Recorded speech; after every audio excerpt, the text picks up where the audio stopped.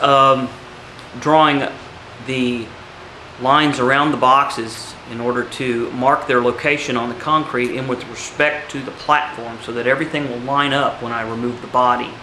I've also dropped some plumb lines and some straight lines around the car and drawn lines on the concrete to give me a good idea where the front of the car is and where the back of the car is in order to be able to build underneath the body when I have the body off. I'm also starting to locate my hollows inside the car. Basically, I'm going to build a little basket around the back end of the car to show where the inside of the car is, so that when I build my engine and suspension, that none of it will exceed the body lines of the car, so that I don't have to actually have anything sticking outside of the car. Last time, basically got the car mounted to the floor, like I said. What I've done since then is I've got the wheels lined up exactly where I want them to be. I know we talked about this on the last tape, but you can see I have drawn around the box with a Sharpie to locate the box on the floor in relationship to the bolted down wood platform. I've also drawn lots of square lines on the concrete to try to keep everything square. You see, I also drew around that box. That box is in place.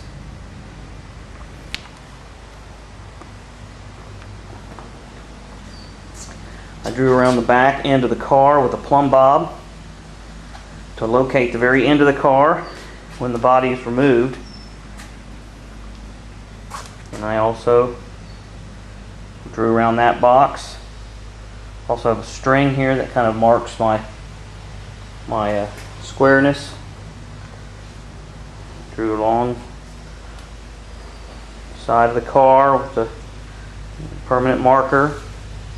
Got some square lines. This box is in place. Okay, I drew around the front of the car. You can see right there. This is using a plumb bob off the front of the car and connecting the dots. Okay, now I need to locate all of my hollows in the car. So this is a big hollow area in the front that used to be for the gas tank, and you can see the battery box here and just various other things that were in the front end of the car here. The front suspension goes in here.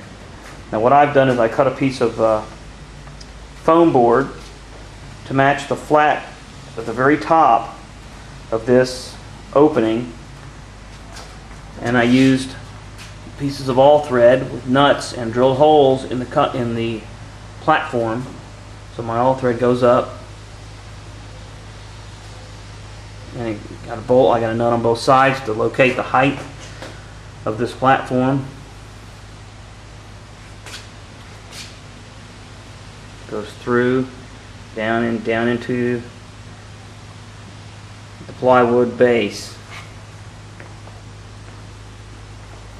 What this is going to do is it's going to allow me to know exactly where this opening is in order to replace all my parts. I'm going to have disc brakes up in here, steering rack, the whole front end, various other parts. Probably try to locate the battery and maybe even the radiator up here, depending on room.